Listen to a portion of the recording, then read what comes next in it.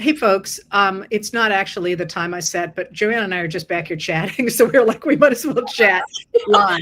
And in fact, we were just comparing our mugs, and I was saying that mine is really pretty, and she was saying that hers, however, so it is Mark Twain, but that wasn't the part I was excited about. On the back, and I'll show you in a minute, it says, "History doesn't repeat itself, but it often rhymes," and it's from Mark Twain, The Gilded Age, which just seems appropriate. Yes, except I have to point out that The Gilded Age came out in 1873, not 1874.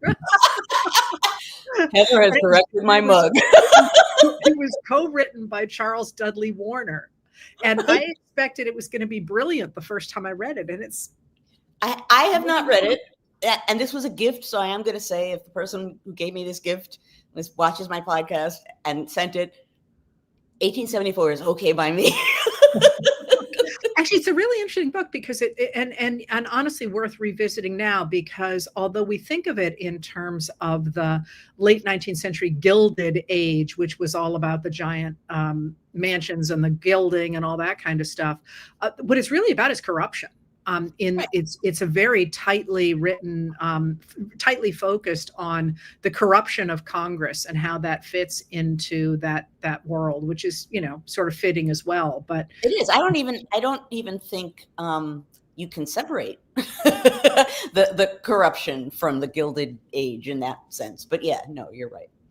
So anyway, on that cheery note, we both had things we wanted to talk about today, and it turned out they were the same thing. So yeah, and then did we talk this week? I don't think we talked this week, did we? I don't think so. I guess we messaged back and forth. The election. My, oh my, oh my. Oh my. Yeah. Lions and tigers and bears. Oh, that's true. Oh my. That was not what I expected. What did you expect? I didn't expect that extreme a statement.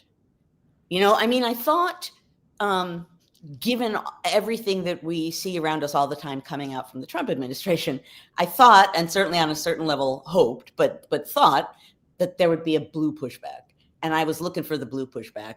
And I thought it would be an assertive one. And I thought different particular kinds of people would do the pushing. And we saw some of that. But the degree to which, and you put a quote in one of your letters from, was it a political theorist who said everything, Dungeons and Dragons master, 2 Republican Uber drivers. It was great. It was great. And that's what it felt like. And that was what I did not expect, was the sweeping nature of it. And what was to me really obvious messages of it. So what about that? Because I think you and I have the same take on it. Right. So my sort of visceral response was the next day when I saw on maybe Blue Sky, I don't know, some form of social media, Chuck Schumer and Hakeem Jeffries both say the Republican Party is back. And without a moment... Democratic Party. Pardon? You said Republican. Democratic. Yeah, no, that's not what I meant to say. The Democratic, yikes, edit. The Democratic Party is back. The Democratic Party is back. And my immediate response to that was, this had nothing to do with the Democratic Party. All right, so what did it have to do with? I think it had to do with Democratic voters. I think it had to do with candidates focusing in a local way on their constituents and their constituents responding. So I think it was partly responding to candidates who were plugged in to the people who they were representing, and of course, pushing back against the Trump administration. But the party, there wasn't party organization. There wasn't like party leadership per se. There wasn't one face of the party, right? So we got moderate Democrats, we got more extreme Democrats, we got all kinds of Democrats. We got diversity in every sense of the word, right? And that wasn't about a party. That was not about in the sense that we think of political parties. So, You know what I think really made a huge difference was just the grassroots stuff that people are doing. Yeah. This is and I wouldn't even say it's big D Democratic at all. I would we know actually from some of the studies that have come out since the election that Republicans crossed the aisle, and so did MAGA Republicans cross the aisle in at least places in Pennsylvania, and so to me, the thing that I was surprised that people weren't talking about was the change in the media, because really we have had a dramatic upsurge in independent media in really since 2024. I mean, it was there before, but it really took off after 2024, and which is really dealing with the nitty gritty of what's happening in Congress in a way that reminds me very much of the populists in the late 19th century, where all of a sudden there's this rise of all these newspapers in the Great Plains and in the South saying, hey, do you really understand how tariffs work? And the other piece of that I'm always shocked that gets so little play on sort of in the way we talk about politics in the country at large is the grassroots organizing, which is freaking huge. And you see the idea of organizing, and people are looking, as you say, for the things with labels on them. Right. But how many book groups have you talked to, and how many little organizations or organizations that aren't hitting the radar screen, but those are all committed people to changing our politics. So that's the thing, and we've talked about this before, right? That the big name, big national things are what people look for, and it's harder to see the smaller scale things and the more local things. But something that struck me post-election, I in my public commentary since the last No Kings protest, all kinds of people were saying, and I think we talked about this before, big deal. A bunch of people got out on the street, marched around. You're not doing anything. How nice for you that you had a parade.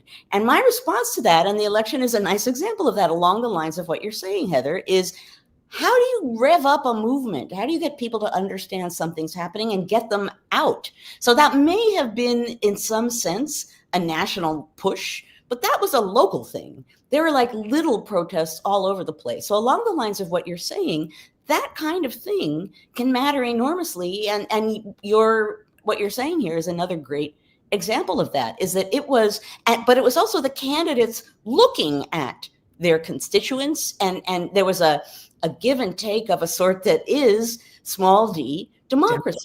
That's right. So now the next piece of that fascinates me is the degree to which since Tuesday, President Donald Trump and the Republicans have absolutely doubled down on, I'm sorry, and I won't say the word itself here, but I think you can guess which 4-letter word I'm going to go with. F you. Which is a complete, I was trying to think about this morning, as one does, right? What moment in American history does this look like? And I started with the Federalists and, the Hartford Convention, because, they end up completely getting decimated. But I thought not really, because they're trying to represent what was happening in New England in the 18 teens. But then I came up with, does this look like, because to me it really does, what started the American Revolution in the first place? That is the colonists had some complaints about the way things were going, and they sort of said to the Parliament and through them to the king, hey, can we go back to the way things were? I mean, we were pretty okay with the way things were. And the more they say that, the more the king and Parliament say, F you, we're doing it our way. And that keeps ratcheting up until the colonists essentially say, okay, now it's just not about going back to the way it was. Now we're taking a principled stand on these universal values, and that enables them to create a movement that covers, as you say, all these different localities with all these different interests, and pulls them together behind universal values. But there's two aspects of the dynamics of that I think are important to note, and that also have a play on the present.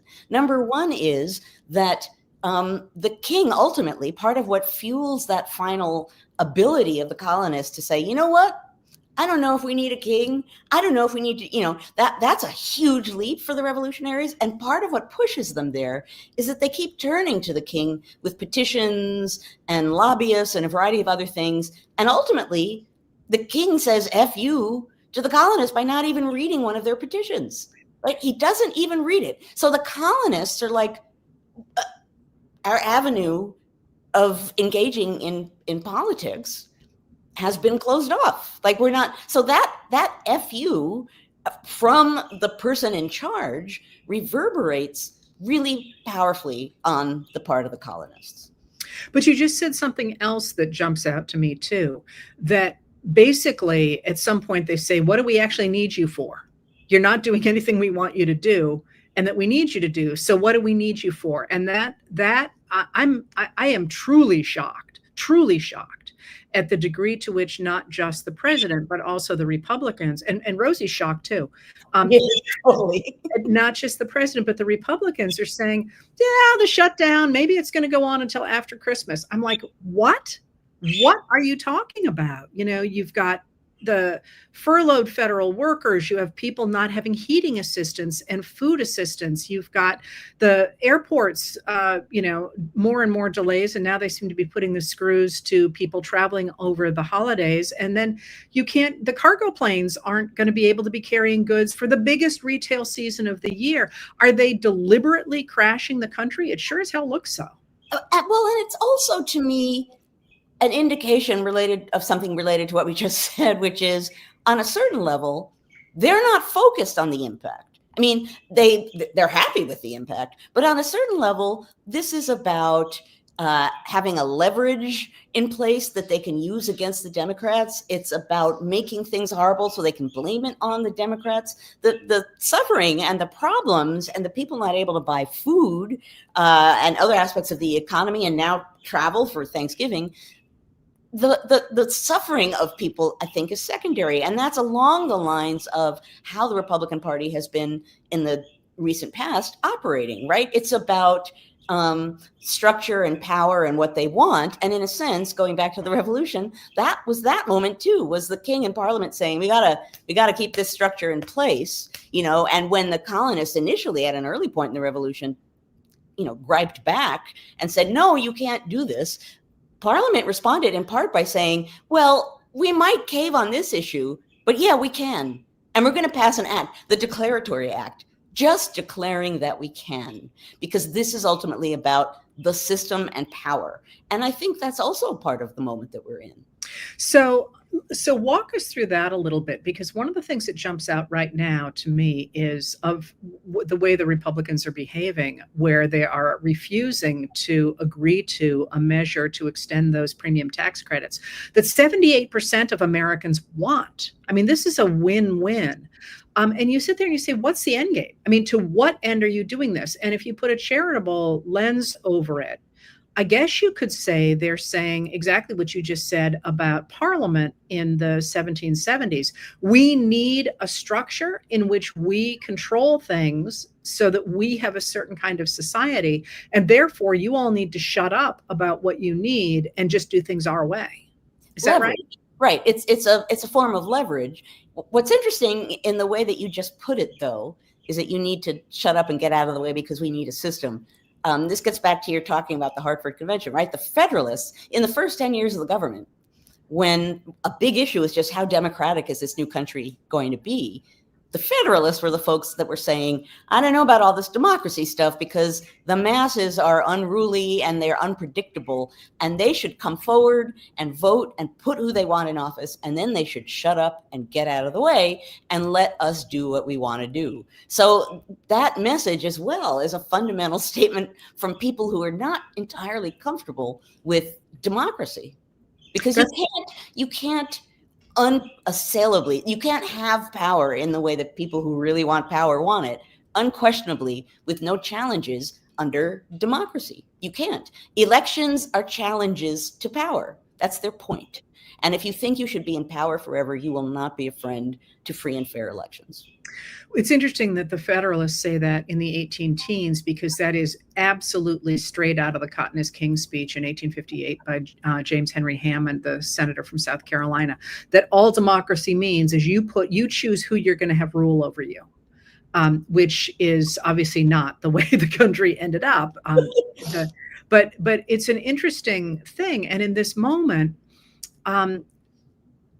yeah, I find the disconnect between what the country obviously needs and what the Republicans are willing to let it do, despite the obvious thrust of the American people.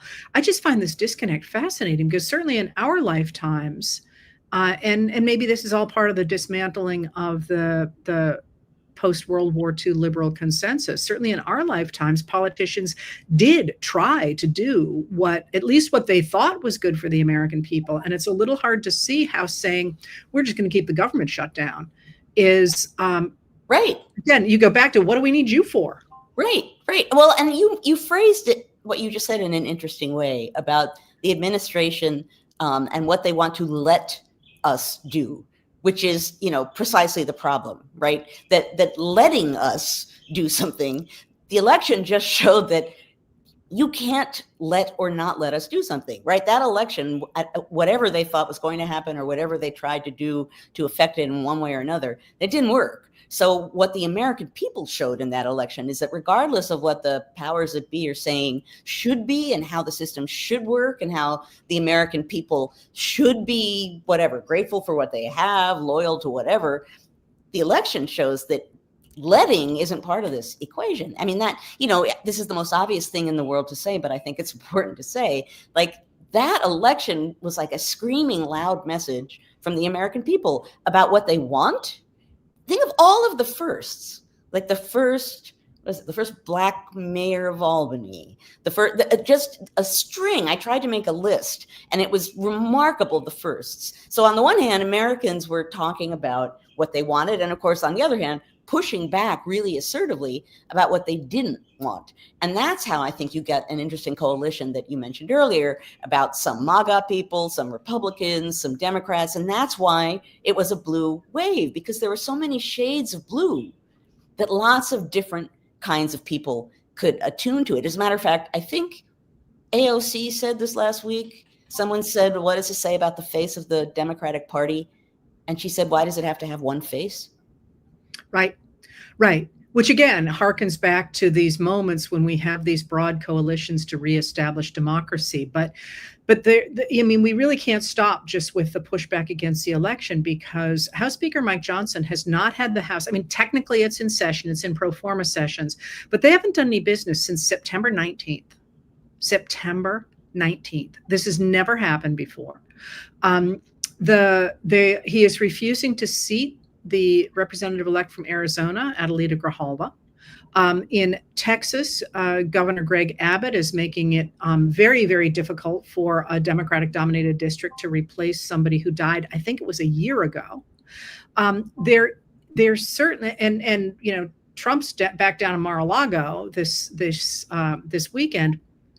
They certainly seem essentially to be dismantling the not only popular opinion, but also the pieces of government to enable people to have their voices heard. Think about a symbolic aspect of this that we talked about, I think, last week, the knocking down of part of the White House, right? That was the most symbolic moment. Like, yeah, we're just going to close down, ignore, the government. And I will add that the founding folk, who were, creating the Constitution, putting the Constitution in place, what they said over and over and over again was part of the importance of the Constitution is that it created a process that could kick into place during times of crisis. The process is what mattered.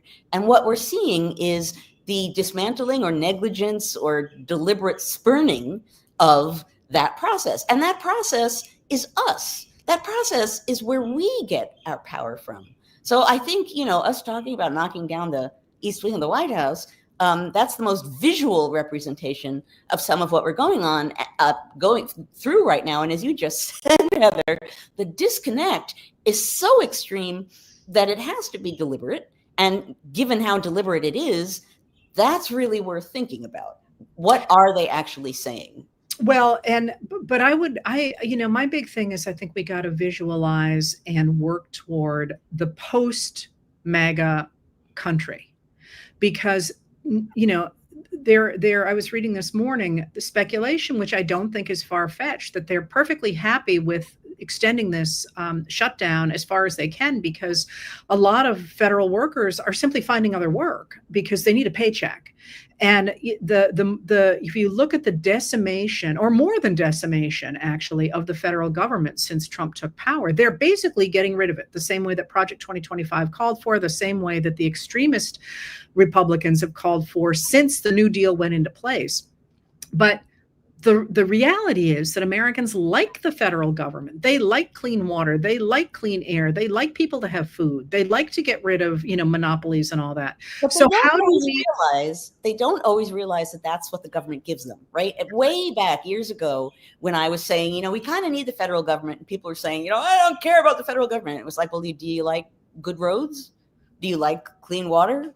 Like, do you like, ways in which people don't think the government has anything to do with their life. And what we're going through now, and it's obviously going to keep going and getting worse, is experiencing firsthand the many, many ways in which the federal government does shape everyday lives in everyday ways. And the thing is, if you just want power, like if that is just the goal, that you want power, and if knocking down parts of the government are going to help you have power, and if overturning systems and structures and ignoring the Constitution are going to help you have power, and you really don't fundamentally care about the impact on the American people, why not do it?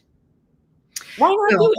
Because you kill the goose that laid the golden egg. I mean, and that's when you think about going forward, the Epstein files remain out there, and I maintain that that's huge, not just because of the horrific nature of the crimes committed against children, but also because of the financial crimes. This is, you look at all the stories coming about the money. It was a business. The trafficking was a business. The thing was, it was trafficking as a business and a structure. So it's not just, this person will be guilty, that person will be guilty. It's bigger than that, and they've proven it by just like not even allowing people who've been elected to Congress to come into Congress out of dead fear that something might happen to expose it.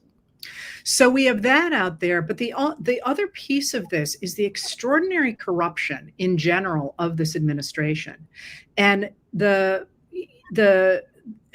of course the truly horrific things being done in our name toward undocumented and legal residents and U.S. citizens. And citizens too.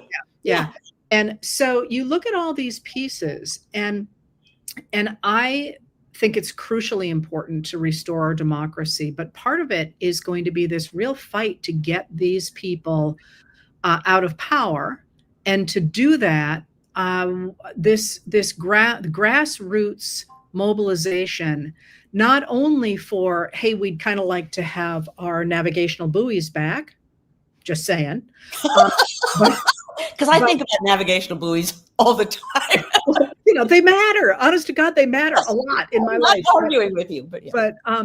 But in this larger set of principles, which are not just about we would like to go back to the United States Constitution, but the idea that we should not permit a few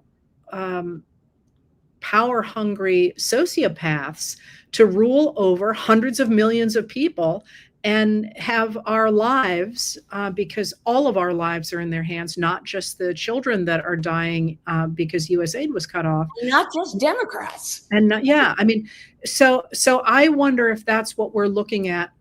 I think this winter's going to be rough.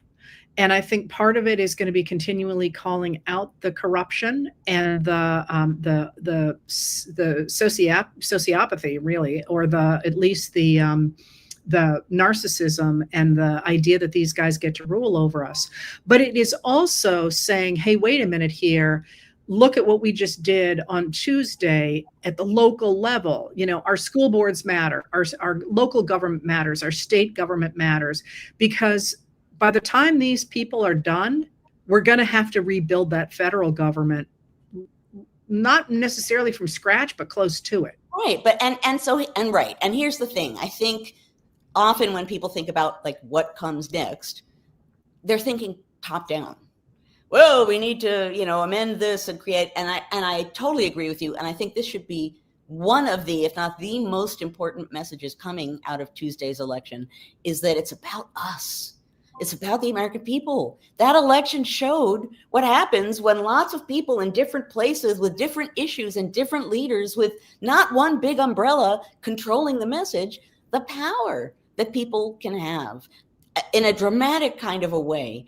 That should be the message from the election, is the American people can do things when they come together, and whatever happens going forward, that's going to be on us. So that on the one hand can sound scary, but on the other hand, it should sound or feel enlivening and exciting, because what it means is we can try and make things better in a moment when we, the people, actually understand the power that we have. And I know I've said this 800,000 million times, but our government was grounded on public opinion. It was the thing that the founders understood was different about the American Democratic Republic than a monarchy. The public is what really matters. Even people like Alexander Hamilton, who wasn't necessarily very happy with democracy, he was like, well, we got what we got, so I'm going to do what I have to do to appeal to the people. Okay, I get it. That's who we are. And we forget that at our peril. We've forgotten it for a little while, but Tuesday is a pretty big reminder.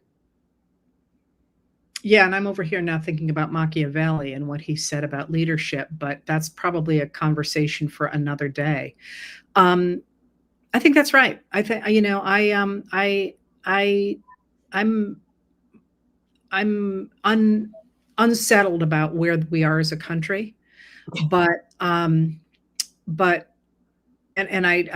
sort of gritting my teeth going forward, because I think it's going to be a rough ride. But it also feels historically appropriate, in addition to everything else, that the American people have spoken as loudly as they have and are organizing the way they are by themselves outside of all the corporate structures that have come to dominate our society. And I don't see that stopping. No, and that's historically appropriate is wonderful. And when you step back and take that kind of perspective, what you see is that the vast majority of big changes in American society have been bottom up, have been started local, have been started with the people. So that's historically appropriate, and also a historical reminder of where we are and what we should think about what will happen going forward. On that cheery note, enjoy your day. Are you off to the farmer's market? I'm going to the farmer's market. So I mentioned once before Gary the Apple Guy. And then I went to the farmer's market and told Gary the Apple Guy that I had mentioned him on this. And it made him so happy. So I've mentioned it again, because I will now go back and tell him that in one way or another, people heard the phrase Gary the Apple Guy. Is that literally the name of his stand? No, but he is Gary and he sells apples. Oh, well, that'll be easy to find in New York City, Joanne. It's my little farmer's market. It's a little tiny farmer's market. With Gary the Apple Guy. All right. With Gary the Apple Guy. Yeah.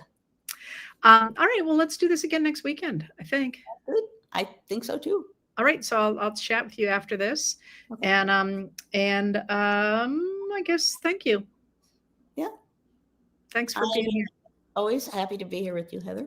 Yeah, I love you, Joanne. I love you too, friend.